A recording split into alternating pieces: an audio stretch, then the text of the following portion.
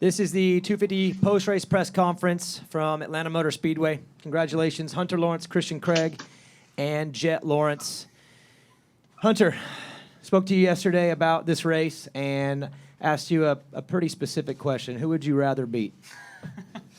Christian Craig or Jett Lawrence? Now, you beat them both, and they're both sitting here, so you have a chance to explain yourself, but you did choose your little sister.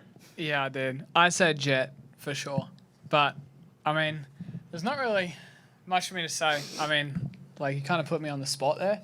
I don't know if you want me to say, like, suck it to the pair of them or, like, what you want out of me, but, like, no, I'm happy. I'm playing. Let's just talk I'm going to speak for Christian and I. We both watched the front, so lucky you. There you have it. It's just a peanut answer. Hey, did you watch the front, Hunter? I didn't. Did not. On a serious note, though, congratulations. What was it like for you? Again, this is a lot of build up for this race. We do it. It's fun for everybody, this East-West showdown. And you're hearing about that for a month and a week, and then to be here and do it and get the win. I mean, what did it feel like when you crossed the finish line after just hearing that all week and for the last few months, knowing that this race was coming? Yeah, really good. I mean, obviously, anytime you win's cool, so East-West is really good. And, yeah, I mean, it's everyone's hearing about the East-West deal, you know, oh, who's going to win this and that. But, I mean, I feel like it's the same for any opening round or any race after some controversy or whatever. It's always like that. So it's not really anything new that you have to, you know, change your approach and stuff. I mean, we just come here to race. So, yeah, that's just what I did. Got a good start and, I mean, went from there. It's fun to watch. Congrats. Jason Wygant, we'll start with you. Yeah, thanks. Hunter, you've actually won 2 in a row, 3 this year. Are you starting to look back at Anaheim with the crash in the whoops and think how the title might be different because you're really coming on strong here? Yeah, for sure. But, you know, I think I speak for everyone when they, you know, I can say like, oh, there's so many things we changed, you know, in the past to better us now, but it's just part of it, you know. It was in a kind of do or die position, you know. Christian was obviously really strong in the whoops, and I was doing everything I could to stay with him and try to pressure him and just keep that, you know, being right there. And I think like Vince was in third and he was like quite a ways back. So, I mean, like the easy thing was obviously to settle for second, but, you know, I was fighting for a win and yeah, it sucked how it turned out, but it is what it is. Christian's put the pieces in the puzzle really well this year. You know, he's a strong guy and starts have been awesome. And at the moment he's, you know, got the red plate for a reason. So I'm just, you know, trying to learn and stuff like that and be the best version of myself. Jamie, Moto X Pod. Christian, I'll go to you. Daniel mentioned the hype that we like to build on these showdowns. I have to imagine that you really probably go into these things not caring if you beat Jett. You really just are focused on your championship. But discuss the hype. Discuss how if that plays into your mind at all. A few years ago, it probably would have, but this year, I'm in a different headspace. I'm just very calm and believe in myself and my ability. So, if it happened, it happened. If not, it's I got to worry more about Hunter and where he's at on the track. So, and you know, we had a good race there. It was fun. Other than that, man, it was a cool little showdown we had. I mean, obviously the hype throughout the whole week was me and Jett, but Hunter slid in there for the win. Right on. Hopefully somebody else asked Jett the same question. I don't want to steal two questions, but thanks, man. Revista Moto. Hey, thank you, Daniel. Hey, Jett, you had a minor crash, a small crash in your heat and in the main. How do you get right back up? And not only get right back up, you get right back up and you're in contention and in the thick of things, both in the heat and the main. It looked almost like you were deep in the pack on both crashes. How do you manage to do what you just did? Ride my dirt bike. I mean, pretty simple. I mean, sucked that both happened. I mean, but hey, it is what it is. It's that's what the biggest thing was today is the traction deal, because obviously it was pretty muddy in both the first, like the only qualifiers. So it was kind of just seeing what the traction's going to be like. When is it going to be tacky and grippy? And this I found out in those spots that it wasn't tacky at all. So I mean, it is what it is. But hey, you can't really just sit there and complain, throw your hands up and that stuff. Like it's the end of the world. You got to get back on your bike and just put your head down, bum up, and keep on charging. So yeah. Thank you. Brad Gephardt. Thanks, Daniel. Brad Gebhardt, Big MX Radio. Let's go to Jett and Hunter. You can touch on this as well. Clue me in on your progression as a racer in Supercross over the last 2 years. Like early 2020, completely different skill set, different sense of mastery of the sport. Today, you're able to go from 15th all the way to a podium finish. How are you able to just become so comfortable in these compounds of these stadiums and outdoor tracks? Oh, that's me. Okay. Yeah, no, it's, I don't like doing those at all, but I think just being so comfortable with my bike and knowing what I need to do more so is I know I need to get up at the front more, and it was definitely challenging because at the start of the year my goal was like how Colt did last year, was podium each race. So I mean that was my goal this year, and I mean I made it hard for myself on that race, but I just kept my head down pushing. Once it's one guy, it wasn't like, okay, let's settle here. It was like, okay, who's the next person? So it was it never stops, and I think that's what almost helps me go faster, is just knowing, like, just always thinking, where's the next guy, and just focusing on my riding, not focusing on, oh, where I'm at with points, what position I am, and who's here. So it's just keep my head down and just keep on going is the biggest key, and having trust in your dirt bike. Awesome. And Hunter, how have you been able to turn the page from a guy who obviously, just by your body language on the bike, you seemed very new to Supercross, obviously because you were, but now you're winning races? Yeah, I mean, like in 2020, it's not even the same person that I am now. Like, just, my body was so jacked up, and 2021 was already, way better, and my body's been just getting better and better health-wise. So, in the GPs, I was still so young, but I was still, pretty good. And then come to America, and the whole Supercross thing was super new. I was super young and just green to it all. So, I mean, we've just been working hard, dude. Like, it's no different to our whole career.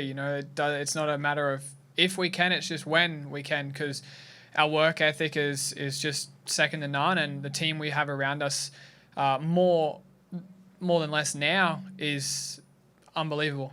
We love every one of our guys that we work with, and it's just it's cool. It's just putting those pieces in the puzzle, and I don't know, we're enjoying it, having fun, and just believing in yourself even more now, because when you kind of struggling with your health stuff, you're not fit, you're not strong. Every time you just hit the ground, even if it was a small crash, you'd break, you were fragile. So you just start to doubt everything, and now all that's out the window. So it's good. We're running now, where we were just trying to, we were crawling in the start of Supercross, I guess you could say.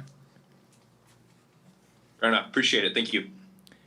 Jonathan McCready.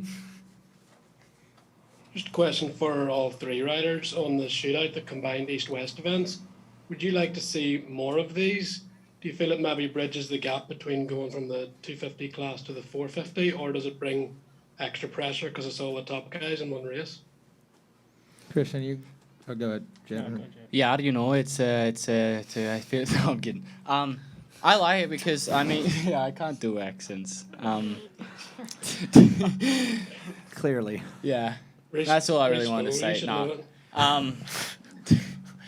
Jonathan, just tell him he's an idiot. Yeah. No, I think it's good because we don't race each other all year, and even the practices, not like we have an A group, B group. It's like kind of our own coast, so it's feels normal until you get to the main event, and then it's like, hey, you got to race these guys that you haven't raced all season. I think it throws a big curveball because you don't know how. You obviously watch the guys on TV to learn, and you kind of have an idea of how they race, but you don't know what's like being in that situation when you're under the behind the goggles. So you never know what's actually truly like. You just kind of see it on TV, which is, I feel like, a good thing. It makes it more fun, I feel like, because our season is pretty long, but I mean the 450 is even longer. So I think it's a good setup of just riding fast guys every single race.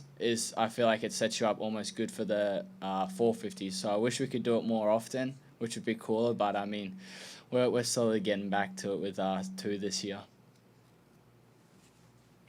Hunter and Christian, any thoughts on that? Yeah, I agree. I mean, obviously the 450 is a premier. That's why there's two coasts, because they obviously want to leave something to the the premier class, the premier championship. So I think it's good. Having two shootouts is cool.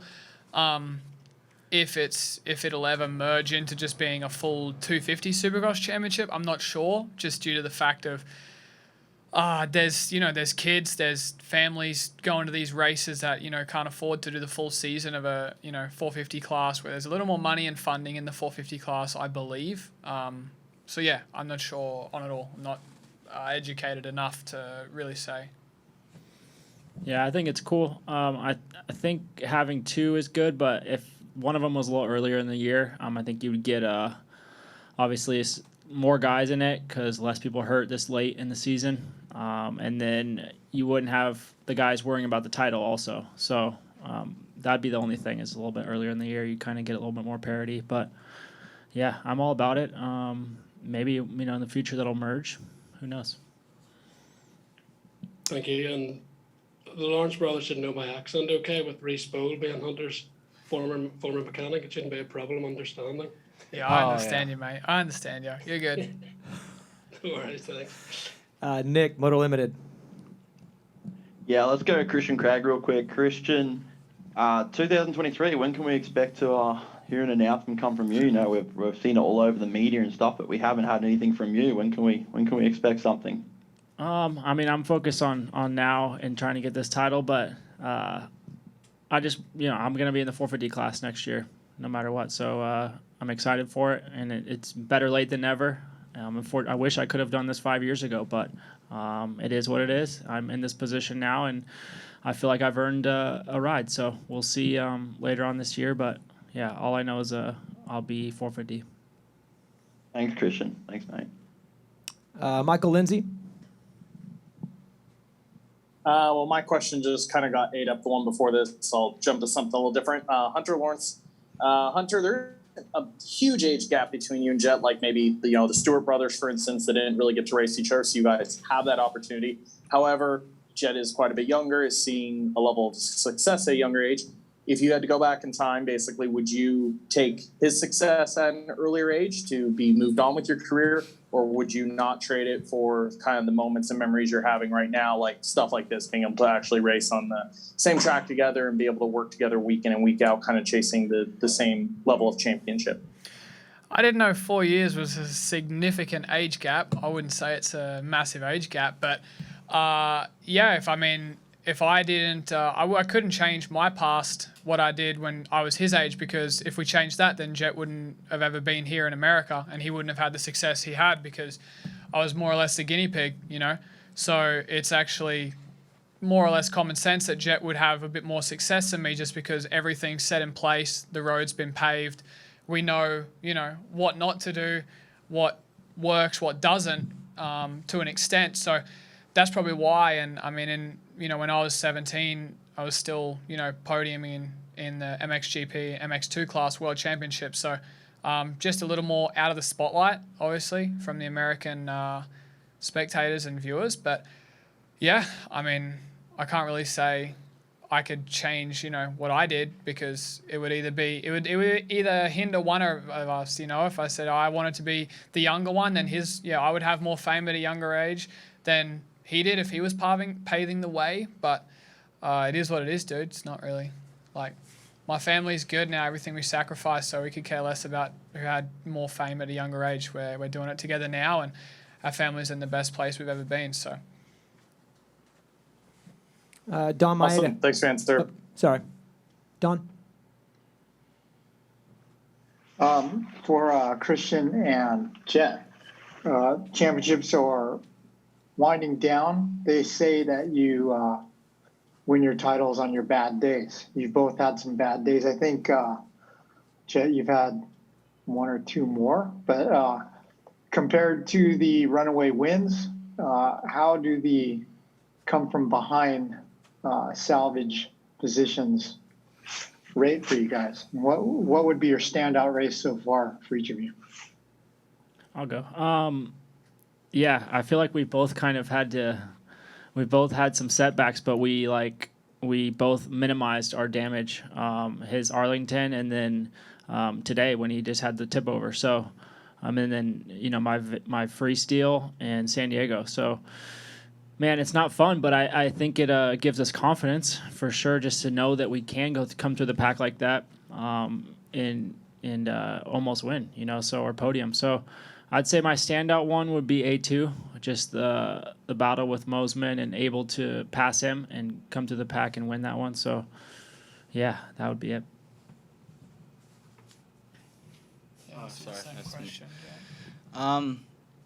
Yeah, I mean, we both don't really like him, but I mean, I feel like it makes us an all-round better rider, just knowing how to gets our racecraft better. I like doing them because I feel like it makes it more special of just getting a top 3 start, passing 1 or 2 guys, and then just kind of checking out. Which, I mean, we all love them, but I think as a rider, it's nice, but it's not as fun.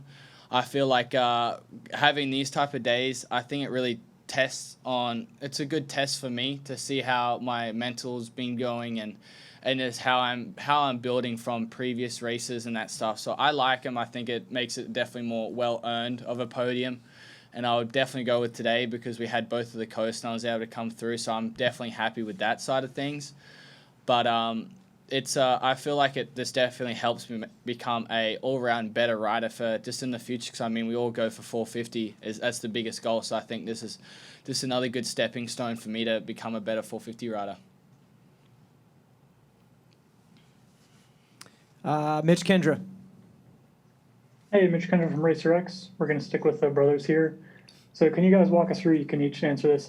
Jett, do you know where Hunter is throughout the race, and you're kind of looking over and you're seeing he's still in the lead. You're kind of cheering inside your helmet, but you're still battling yourself. And then Hunter, you're out front. Are you able to tell where Jett is and kind of what's going on? I guess, can you guys kind of touch on that? Do you know what's going on until you kind of meet each other at the end and you're like, hey, what's up? And you guys kind of chat it out, or what's that like going through the race? What's going through your head? And yeah, we have telekinetic sound waves that just communicate without us even talking. So I knew exactly where he was. And when he crashed, I was like, Jett, don't crash. What are you doing, man? And I sent that wave, and then he was pushing a little harder. And then, and then when Craig got in behind me, he was sending me wait. Yeah, just keep doing your thing. So just kind of a little bit like that, But yeah, not everyone has it. So I'm gonna be the mature one next to answer it. No, I was always looking at that after I crashed. I knew obviously it was right behind Hunter, so I'm just after that, I'm like, okay, HC, just go for it. And I was always looking at that screen after the whoops, after the flat turn, going into the whoops there. Those next doubles, there was a screen right there, and I could see, I always seen Hunter's name once he got around Joey's P1, then I seen Christian behind. I'm like, okay, this, like you said before, just keep it together, keep kind of doing your race, and kind of every time I look up, just see what it was, and I could see the gap.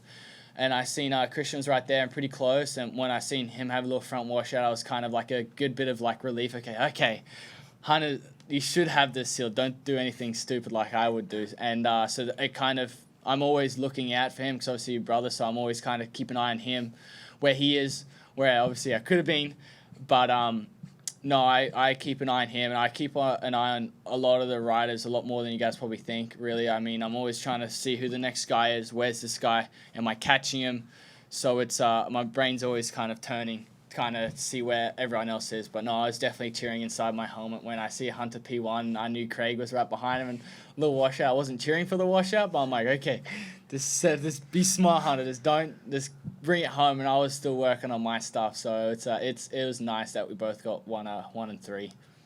It's funny, right before the heat race, I was sitting on the thing watching, and I just felt so not sick in my stomach, but I wasn't feeling good, and then my heart rate was getting higher and stuff. I always get so nervous watching Jett race, and I watched it, I'm like, oh, why do I feel so bad?